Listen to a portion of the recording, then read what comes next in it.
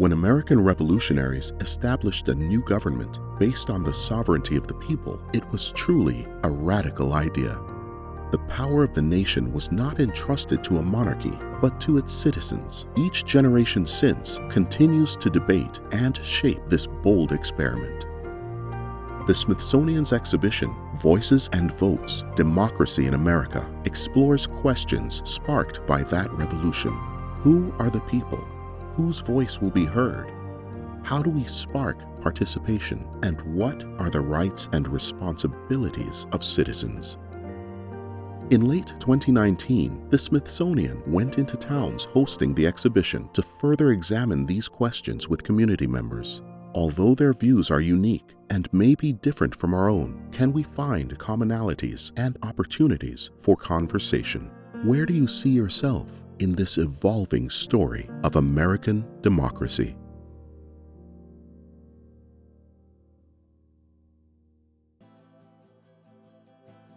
In our pursuit of a more perfect union, the First Amendment establishes that Congress shall make no law restricting the right of the people peaceably to assemble and to petition the government for a redress of grievances.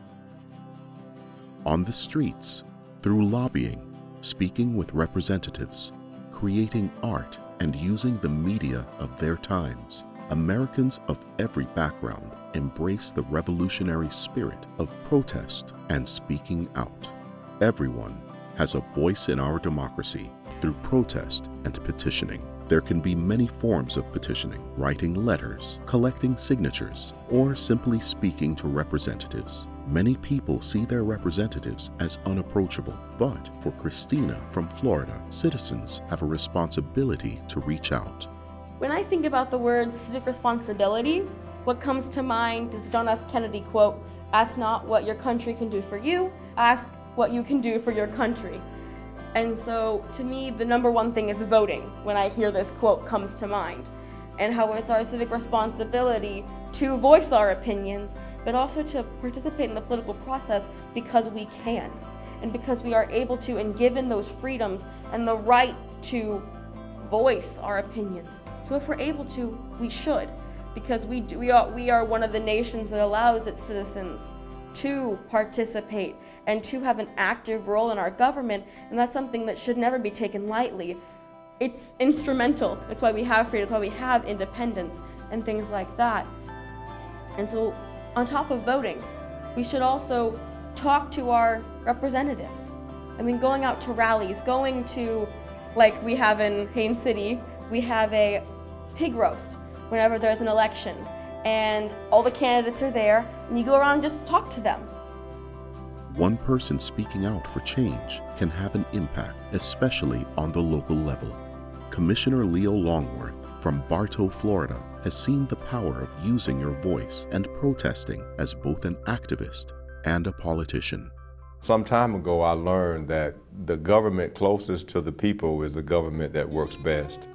And it really does. I mean, you don't see your congressperson or your state legislators in Publix or in the hardware store or in the convenience store, but they see us, and they see us every day, all the time.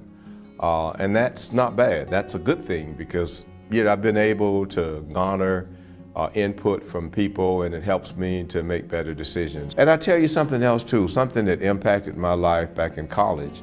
I was around when, so I went to school and college and South Carolina State University in Orangeburg, South Carolina. And in 1968, we had what is now called the Orangeburg Massacre.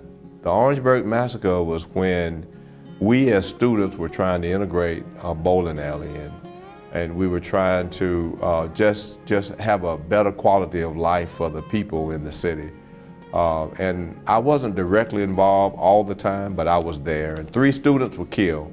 And it just came to me, it kind of crystallized in my mind that we need to make sure that we have a voice wherever we are in our community.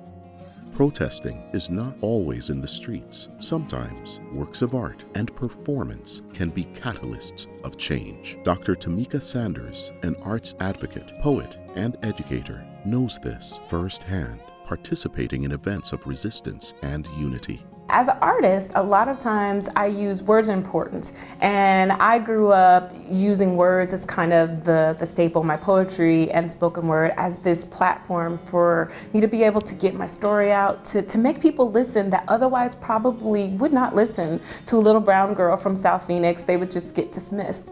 And so a lot of times with my art, especially with during like the voting season, we use that. And so I think with my art, a lot of times it's being able to showcase those voices.